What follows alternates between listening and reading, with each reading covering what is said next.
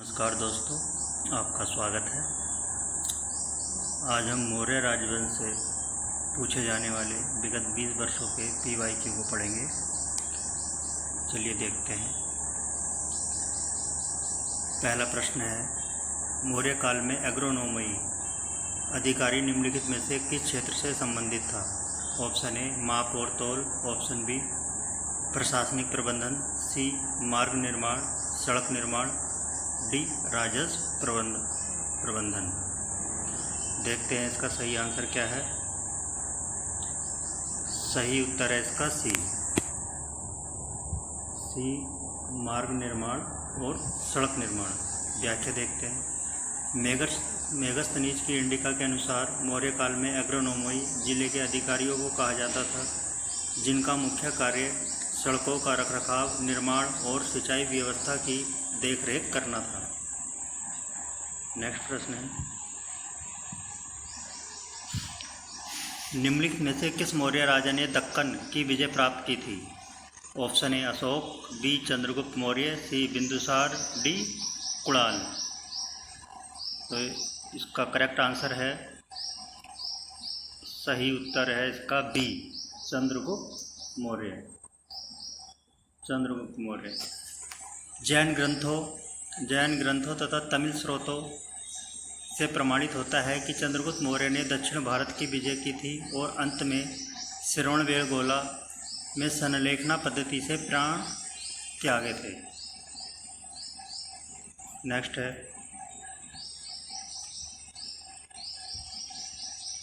प्रश्न नंबर 3, कौटिल्य के अर्थशास्त्र के अनुसार मौर्यकालीन न्याय व्यवस्था में निम्नलिखित न्यायालय अस्तित्व में थे। पहला है धर्मम हामात्र, दूसरा धर्मस्थीय, तीसरा रज्जुक, चौथा है कंटक शोधन। अब देखते हैं इसका करेक्ट आंसर क्या होगा। ए होगा, बी, सी या डी। इसका करेक्ट आंसर है डी 2 और 4। 2 है धर्मस्थीय और 4 कंटक शोधन। तो इसका करेक्ट आंसर हमारा डी हो गया है। नेक्स्ट प्रश्न नंबर 4 है, अशोक के किस शिलालेख में पारंपरिक अवसरों पर पशु बलि पर प्रतिबंध लगाया गया? ऐसा लगता है कि यह प्रतिबंध सामूहिक उत्सवों पर था। ऑप्शन ए शिलालेख 1, बी शिलालेख 5, सी शिलालेख 9, डी शिलालेख 11। देखते हैं, इसका सही आंसर है शिलालेख 1।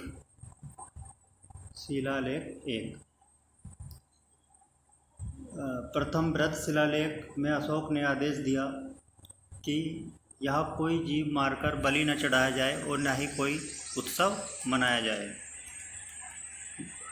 नेक्स्ट प्रश्न है, प्रश्न नंबर 5, गुर्जर और मास्की शिलालेख जिनमें अशोक का नामोल्लेख मिलता है क्रमशः कहाँ स्थित है? तो ऑप्शन ए उत्तर प्रदेश और कर्नाटक, बी मध्य प्रदेश और कर्नाटक, सी राजस्थान और आंध्र प्रदेश, डी मध्य प्रदेश और तमिलनाडु। तो देखते हैं इसका सही आंसर क्या है। इसका सही आंसर है बी मध्य प्रदेश और कर्नाटक। व्याख्या देखते हैं, गुर्जर लघु शिलालेख मध्य प्रदेश के दतिया जिले में तथा मास्की शिलालेख कर्नाटक के रायचूर जिले में स्थित है। इन अभिलेखों में उसका वास्तविक नाम अशोक मिलता है, जबकि अन्य में देवनाम प्रियदर्शी मिलता है। नेक्स्ट प्रश्न है, प्रश्न नंबर 6, मौर्य काल में भाग एवं बलि क्या थे? ऑप्शन ए सैनिक विभाग, बी राजस्व के स्रोत, सी धार्मिक अनुष्ठान, डी प्रशासनिक विभाग। देखते हैं इसका सही आंसर है इसका बी राजस्व के स्रोत। व्याख्या, भाग राजा का भूमि कर था जो उपज का 1/6 या 1/4 होता था, जबकि बलि एक प्रकार का धार्मिक अथवा अतिरिक्त कर था जिसे राजा प्रजा से वसूलता था। प्रश्न नंबर 7 है, अशोक ने निम्नलिखित अभिलेखों में से किसमें दक्षिण भारतीय राज्यों चोल, पांड्य, सतियापुत्र, केरल पुत्र का उल्लेख मिलता है? ए तृतीय शिलालेख, बी द्वितीय शिलालेख, सी नौवा शिलालेख, डी प्रथम स्तंभलेख। इसका सही आंसर है बी। सही आंसर है इसका बी, द्वितीय शिलालेख। अशोक के दूसरे बृहद शिलालेख में चोल, पांड्य, सतियापुत्र, केरलपुत्र तथा ताम्रपर्णी, श्रीलंका जैसे सीमावर्ती राज्यों का उल्लेख मानव व पशु चिकित्सा प्रबंध के संदर्भ में किया गया है। नेक्स्ट प्रश्न है प्रश्न नंबर 8। निम्नलिखित में से कौन सा स्रोत मौर्यों के नगर प्रशासन पाटलिपुत्र नगर का विस्तृत विवरण प्रस्तुत करता है? ऑप्शन ए कौटिल्य का अर्थशास्त्र, बी विशाखदत्त का मुद्रा राक्षस, सी मेगस्थनीज की इंडिका, डी अशोक के शिलालेख। इसका सही आंसर है सी मेगस्थनीज की इंडिका। व्याख्या देखते हैं। मेगस्थनीज की इंडिका में पाटलिपुत्र के नगर प्रशासन का अनूठा विवरण मिलता है, जिसके अनुसार नगर का प्रशासन 30 सदस्यों का एक मंडल करता था, जो 6 समितियों प्रत्येक में 5 सदस्यों में विभाजित था। प्रश्न नंबर 9। चंद्रगुप्त मौर्य के साम्राज्य की पश्चिम सीमा कहाँ तक विस्तृत थी? ऑप्शन ए रावी नदी तक, ऑप्शन बी सुदूर हिंदुकुश पर्वत तक, सी अरब सागर तक, डी बंगाल की खाड़ी तक। इसका सही आंसर होगा बी सुदूर हिंदुकुश पर्वत तक। 305 ईस्वी में सेल्यूकस निकेटर के साथ हुई संधि के बाद चंद्रगुप्त मौर्य को हेरात, आराकोसिया कंधार, जड्रोसिया बलूचिस्तान और पेमी सदाई काबुल प्राप्त हुए, जिससे मौर्य साम्राज्य की सीमा हिंदुकुश पर्वत तक पहुंच गई। नेक्स्ट प्रश्न है प्रश्न नंबर 10। मौर्य काल में सीता भूमि से क्या अभिप्राय था? ए सन्यासियों द्वारा छोड़ी गई भूमि, बी राजकीय नियंत्रण के अधीन कृषि भूमि, सी ऊसर एवं बंजर भूमि, डी जनजातियों द्वारा जोती जाने वाली भूमि। तो इसका सही आंसर है बी राजकीय नियंत्रण के अधीन कृषि भूमि। राजकीय नियंत्रण के अधीन कृषि भूमि। मौर्य काल में राजकीय स्वामित्व वाली केंद्रीय कृषि भूमि को सीता कहा जाता था। इसकी देखरेख करने वाले केंद्रीय अधिकारी को सीता अध्यक्ष कहा जाता था। प्रश्न नंबर 11। सांची का स्तूप और भरहुत के स्तूप का निर्माण मूलतः किस मौर्य शासक के काल में हुआ था? चंद्रगुप्त मौर्य के। Option A Chandragupta Maurya, B Bindusara, C Ashoka, D Samprati. तो देखते हैं इसका सही आंसर क्या होगा। सही आंसर है इसका अशोक। सही आंसर अशोक है, ऑप्शन सी अशोक। व्याख्या। मध्य प्रदेश के रायसेन जिले में स्थित सांची का महान स्तूप और सतना जिले में स्थित भरहुत स्तूप की नींव मूल रूप से सम्राट अशोक ने बौद्ध धर्म के प्रचार और बौद्ध धातु अवशेषों को सुरक्षित करने के लिए रखी थी। प्रश्न नंबर 12। कलिंग युद्ध का विवरण हमें अशोक के किस अभिलेख से प्राप्त होता है? ऑप्शन ए 10वें शिलालेख द्वारा, ऑप्शन बी 13वें शिलालेख द्वारा, ऑप्शन सी रोमनदेही स्तंभ लेख द्वारा, ऑप्शन डी लघु शिलालेख द्वारा। चलिए इसका करेक्ट आंसर देखते हैं। ऑप्शन बी 13वें शिलालेख द्वारा।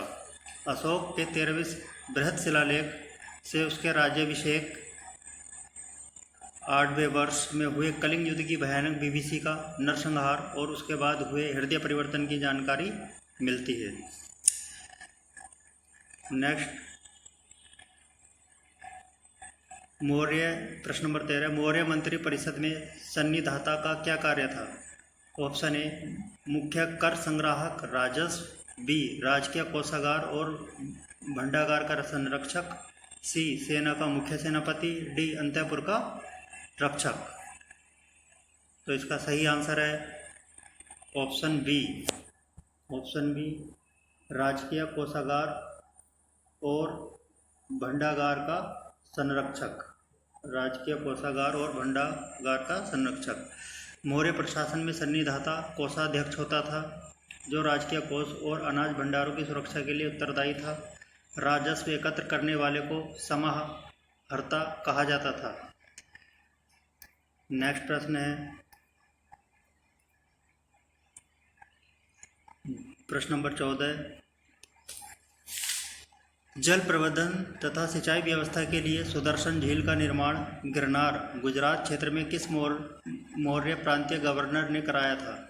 Option A तुसाप, B Pushyagupta Vysya, C Suvishakh, D Radhagupta.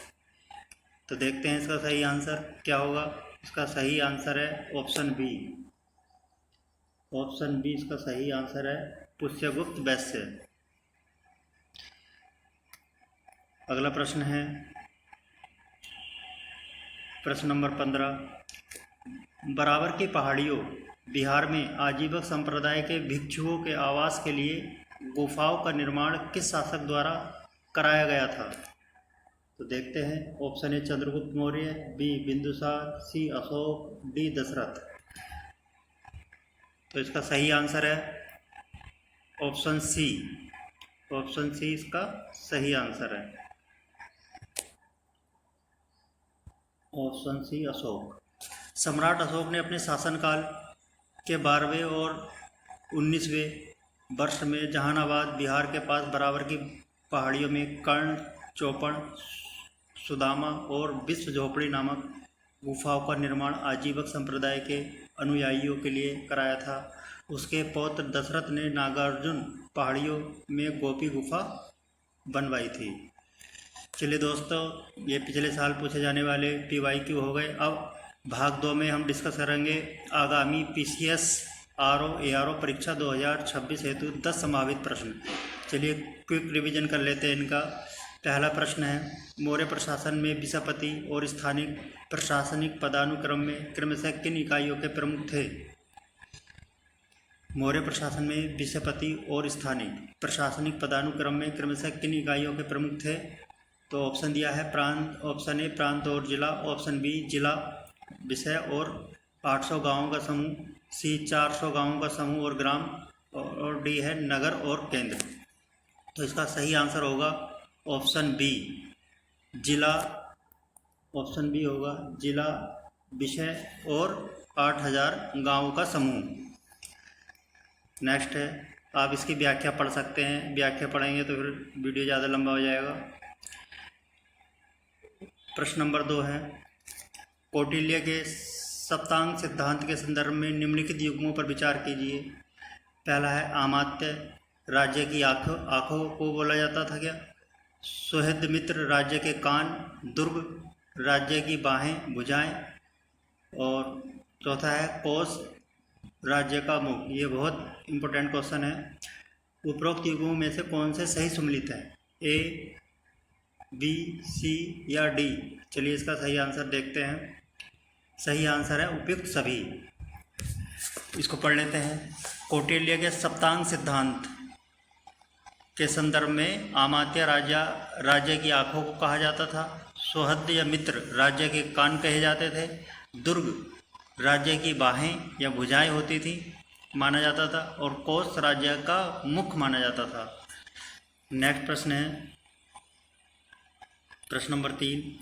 हाल ही में मौर्यकालीन व्यापारिक मार्गों पर हुए शोधों के संदर्भ में उत्तरापथ नॉर्दर्न हाईवे पाटलिपुत्र को तक्षशिला से जोड़ता था। यह मुख्य रूप से किस बंदरगाह तक जाता था? दोबारा रिवाइज करते हैं इस प्रश्न को। हाल ही में मौर्यकालीन व्यापारिक मार्गों पर हुए शोधों के संदर्भ में उत्तरापथ पाटलिपुत्र को तक्षशिला से जोड़ता था।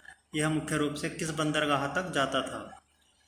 ऑप्शन ए है भड़ोच, भृगुकच्छ, बी ताम्रलिप्ति, सी सोपारा, डी मुजिरिस। तो देखते हैं इसका करेक्ट आंसर।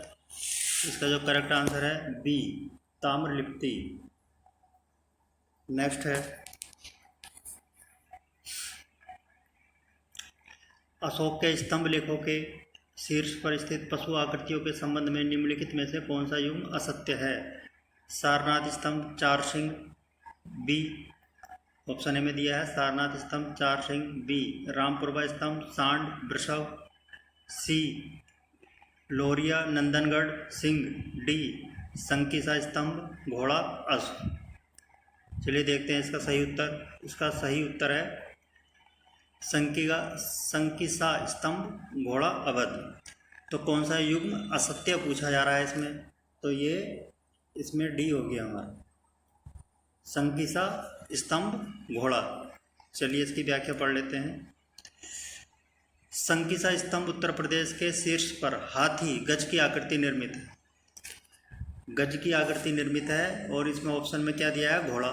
तो ये गलत हुआ, न कि घोड़े की। रामपुरवा में वृषभ और सिंह दोनों के अलग अलग स्तंभ है। सारनाथ और सांची में 4 सिंह पीठ सटाए बैठे हैं। नेक्स्ट प्रश्न है हमारा संभावित प्रश्न। प्रश्न नंबर 5, मौर्य काल में प्रयुक्त पण किस धातु का बना मुख्य राज के सिक्का होता था और इसका भार कितना होता था?